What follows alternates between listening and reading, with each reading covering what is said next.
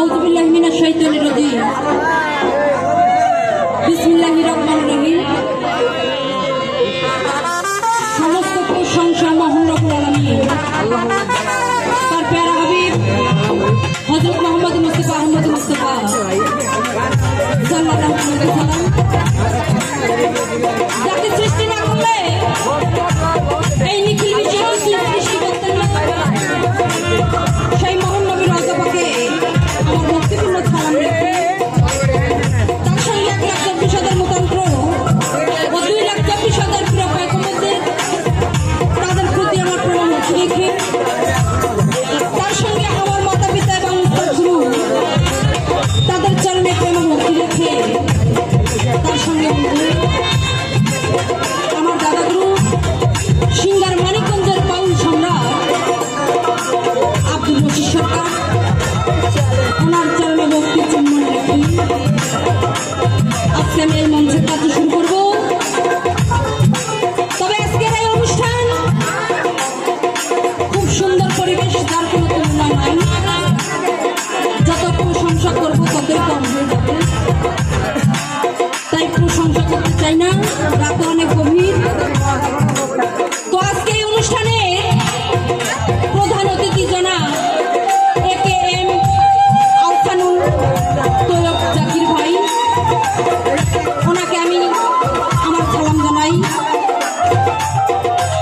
আজকের সভাপতিত্ব করছেন জনাব মোহাম্মদ ইউনুস আলী শেখ, আমন্ত্রণে জনাব মোহাম্মদ আব্দুল বারী সরকার, আর আয়োজনে রয়েছেন সোনাতলা ভ্যান শ্রমিক কল্যাণ সমিতি। সকলের প্রতি আমার সালাম রইল, আসসালামু আলাইকুম। পাশে যদি কোনো হিন্দু দাদা থাকে তাদেরকে আদাব। তবে আমি আজকে এখানে উপস্থিত হয়েছি বাংলাদেশের সুনামধন্য গায়ক জনাব আনোয়ার সরকার, ওনার পাশাপাশি দাঁড়িয়েছি। দু চারখান কথা এবং দু চারখান গান যদি দল পাক আমার গাওয়ায় তাহলে গাইতে পারি।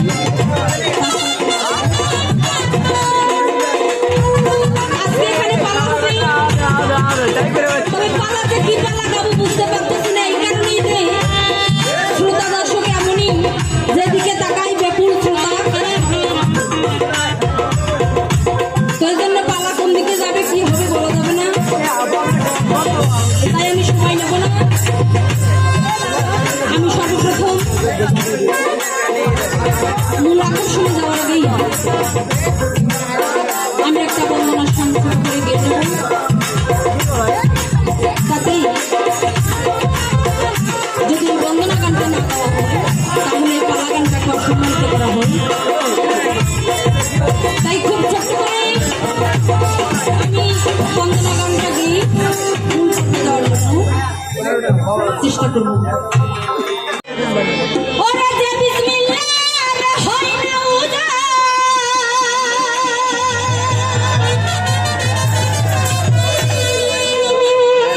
ওরে দুনিয়ার দিলে তামান বিসমিল্লাহ লিয়া মুখের জবান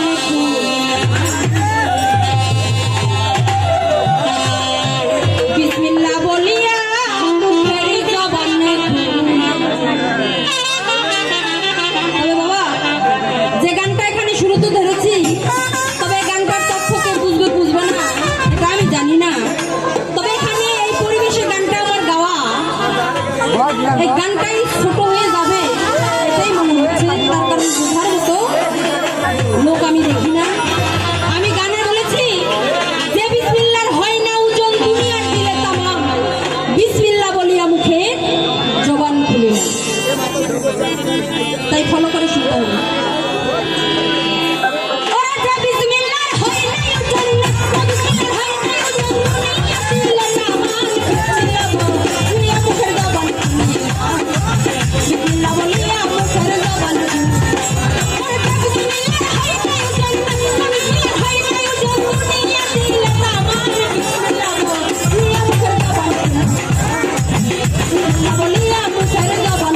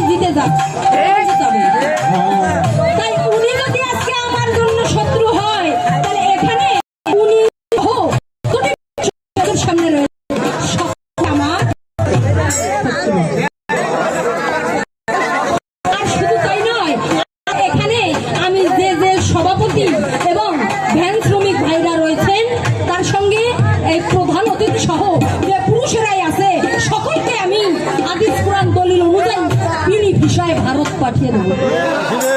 কোনো টিকা কাট লাগবে না, বিনি টিকার কাটে পাঠাই দিল। দেখে কাটে করার জন্য দাম কত দূর যাওয়ার লাগে, আমার কত দূর যাবে দেখে পুরুষ জাত হতে কি। তবে তাই আমি বলতে চাই, আজকে এখানে গান হবে, কথা হবে হাদিস কোরআন এবং দলিল অনুযায়ী, কিছু চমকমালা কথা হবে, কিছু চমকমালা গান হবে। আজকে আমি ওনাকে বলবো কোরআনের বাইরে কোনো কথা হবে না, মন গড়া কোনো কথা হবে না, যা কোরআনে আছে দলিল আছে সেটুকুই আমরা বলার জন্য চেষ্টা করি। তাই আমি বলতে চাই, এই পবিত্র কোরআন শরীফ ৬,৬৬৬ আয়াত, ৭ মঞ্জুল ১৪ সিজদা ৩,১৬,১৯টি হরফ, ১৩০ ফরজ ৬টা রুকু।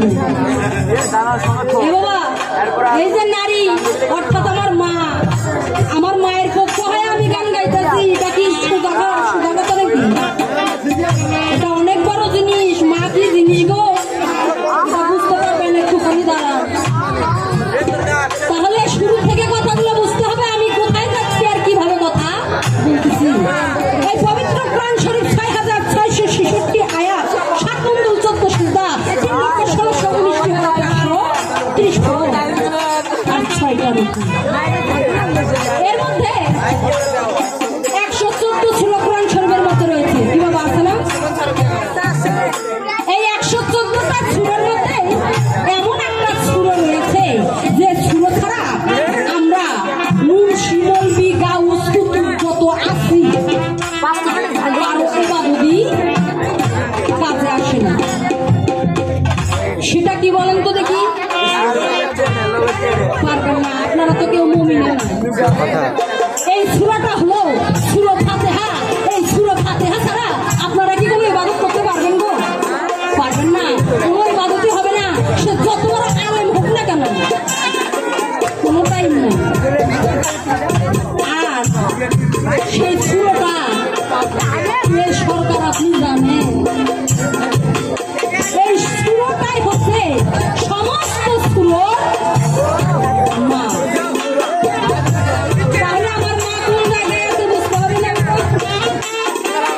এই সূরাটা হলো সূরা ফাতিহা। আর শুধু তাই নয়, এই পৃথিবী ছিল অন্ধকার, ধন্ধকার, নৈরাকার এবং কুয়াকার। এই পৃথিবীটার আকার উকার, শিকার জীবিকার কোনো কিছু ছিল না। এই পৃথিবীটা ছিল ডিম্ব আকার। ডিম মানে গোল, গোল মানে শূন্য, শূন্যর পর আর কোনো উত্তর। তবে সরকার, আপনাকে বলি, আপনি অনেকক্ষণ ধরে বসে আছেন, কানের একটু খরিবল ফালাইয়া আমার এবার কথাগুলো শুনতে যান। এটাই শুধু নয় বাবা, এই যে আমি বললাম পৃথিবী ছিল অন্ধকার, ধন্ধকার, নৈরাকার এবং কুয়াকার। আকার উকার, শিকার দীর্ঘিকার কোনো কিচ্ছু ছিল না। এই পৃথিবীটা ছিল ডিম্বাকার। শুধু তাই নয়, সেই ডিমির মধ্যে যে ডিমির কথা আমি বললাম ডিম্ব আকার, ওই ডিমির মধ্যে হাজার হাজার বছর ধরে কুসুম দিয়েছিল ওনার বাবার মধ্যে। যে বাবার পক্ষ হয়ে আজকে উনি গান গাবে, ওনার বাবার মধ্যে 4 জন পুরুষকে হাজার হাজার বছর ধরে কুসুম দিয়েছিল আমার মা। সে মাটাকে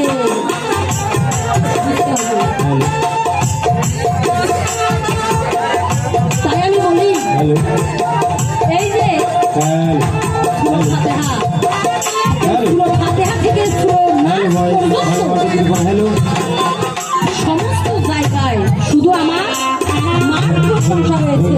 এখানে এর মধ্যে সূরা ফাতিহা থেকে সূরা নাসের মধ্যে যে আমার মার কথা রয়েছে, এর ফাঁকে ফুঁকে কোথাও কিন্তু ওনার বাবার কথা দেখা নাই। তাহলে আপনারা বুঝলেন, বাবা যদি কোনো জাত হইতো গো, তাহলে আর ফাঁকে ফুঁকে একটু বন্দোবস্ত হইল। সে বাবা কোনো জাত নয়, এই জন্য তো ওর থাকে কেন, ওর আশেপাশেও ওনার বাবার কোনো বন্দোবস্ত নাই। তাহলে আপনার বাবা কই? বাবা উঠুক আগে। যে বাবার পক্ষ হয়ে আপনি গান গাইতে আইছেন, এতে যে আপনার বাবা কই? আপনার বাবার তো দেখি না মিয়া।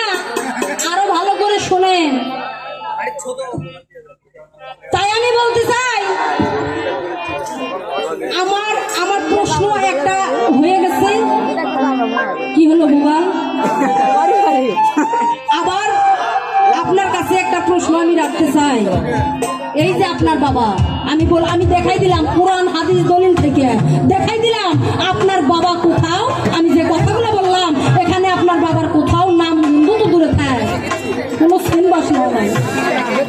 তাই আপনার বাবা কোথায় আছে, কিভাবে আছে, লুকে আছে, খোলামেলা জায়গায় আছে? আপনার বাবা কোরআনের কোথায় অবস্থান করতেছে, সেটা কত নম্বর পৃষ্ঠার মধ্যে আছে, কত নম্বর আয়াতের মধ্যে আছে, আপনি দয়া কইরা আমার এই কথাটা কোরআন দিয়ে একটু মীমাংসা করাই দেবেন। যদি আপনার বাবা কোরআনে কোথাও থেকে থাকে তাহলে আমি একটু ভাববো আপনার সাথে গান গাওয়া যেতে পারে।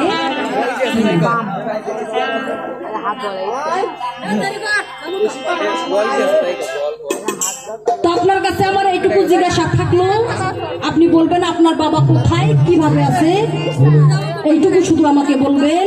আর যদি থেকে থাকে, আপনি যদি বলেন হ্যাঁ আমার বাবা আছে, তাহলে কোথায় আছে, কোরআনের কত নম্বর পৃষ্ঠায় কত নম্বর আয়াতের মধ্যে আছে, আপনি সুন্দর করে আমার মতো কোরআন বিশ্লেষণ কইরা আপনার বাবার একটু দয়া করে দেখাবেন। তবে আমি একটা কথা বলতে চাই, বাবা মা মহান ছিল, আছে এবং থাকবে। আর এই সুরো খাতে এটাই হচ্ছে আমার মা, সমস্ত সুরের মা। এটা কলিজা, কলিজা এটা হচ্ছে কোরআনেরও কলিজা, কোরআনের সারমর্ম এটা সুরো খাতে, এটা ছাড়া কোনো কোরআনেরও মূল্য নাই। তাহলে বুঝেন আপনার পালাটা তো যে ধরাটাই বুঝতে পারেন, আজকে আপনার আর কোনো বেল নাই, যা করছেন করছেন যাবো।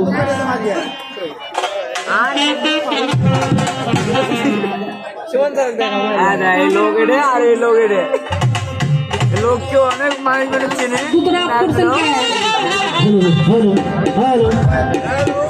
তবে বাবা পালা যেহেতু শুরু হয়ে গেছে, একটা পালার গান গাই নাকি?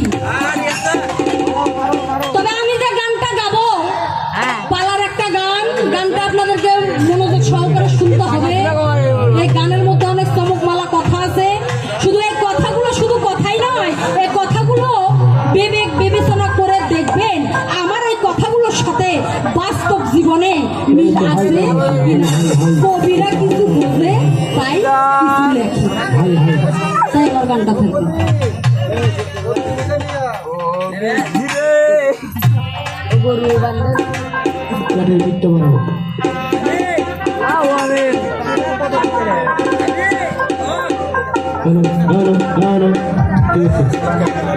সংসারে খায়া পায়া, আরে তোমার দিকে ছায়া রয়ে, সারা সংসারে খায়া পায়া, আরে তোমার দিকে ছায়া রয়ে, আরে কেন ভোজনা সেজে মায়া রাঙা পায়ে। বেশি বেশি করে মায়ের পাওয়াটা ধরিয়া সারা সংসার তোমার দিকে ছায়া রয়ে,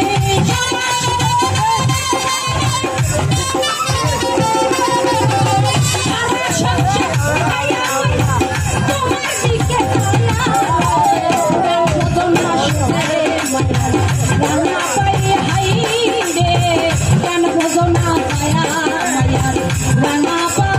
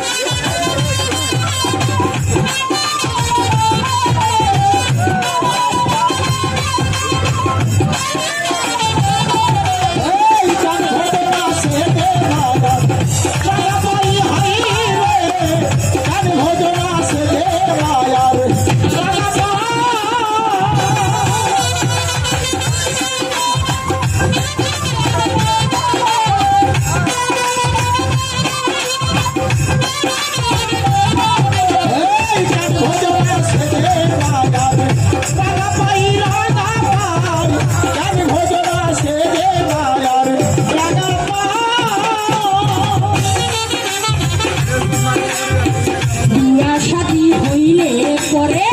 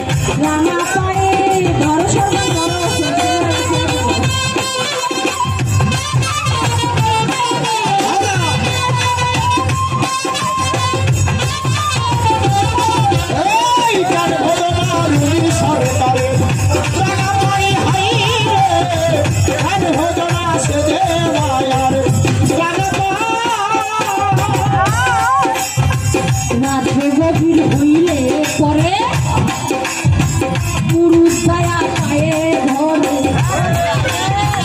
মাইয়া যদি নাতি মারে বেড়া ভাঙ্গে বাইরে যায়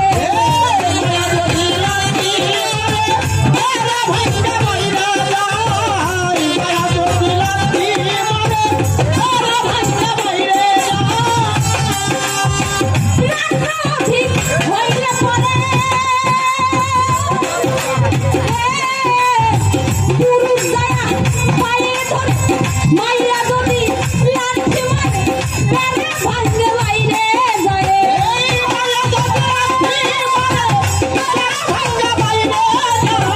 মাইয়া যদি লাঠি মারে বেড়া ভাঙ্গে বাইরে যায় ঘটনার সরকার রাঙা পায়ে হাই রে কেন ঘটনার সরকার রাঙা পায়ে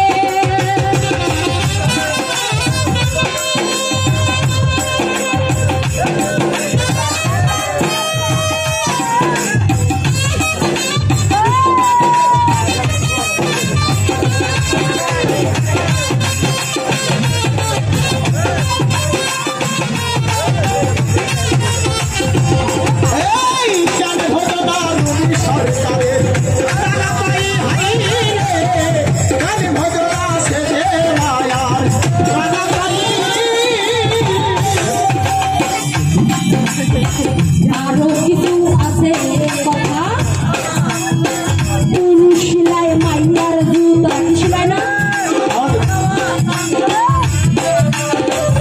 কয়েকটা খাইতে ঘুরতা মাইয়া মাইয়ার সন্ধ্যা গায়ে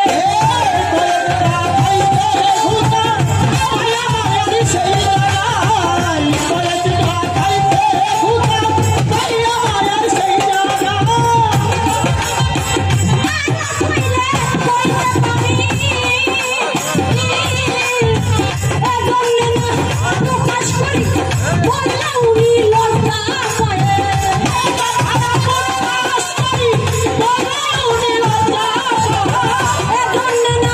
প্রকাশ করি বললাম লজ্জা পায় কেন ঘটনা শেষে মায়ার রাঙা পায়ে হাই রে কেন ঘটনা সরকার রাঙা পায়ে সারা সংসার মায়া মায়া তোমার দিকে মায়া রে সারা সংসার মায়া মায়া তোমার দিকে মায়া রে কেন ঘটনা সরকার রাঙা পায়ে হাই